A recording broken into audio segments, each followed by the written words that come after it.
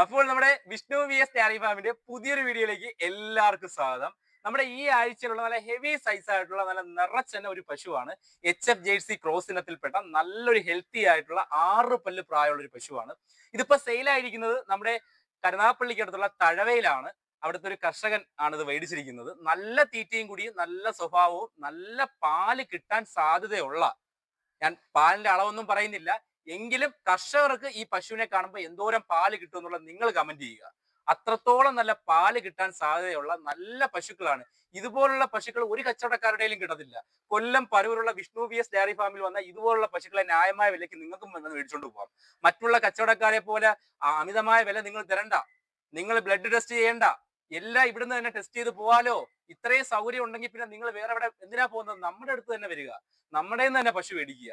അത്രയും നല്ല ആരോഗ്യ ഗുണമുള്ള പശുക്കളെയാണ് നമ്മൾ ഇവിടെ നിന്ന് നിങ്ങൾക്ക് തരുന്നത്.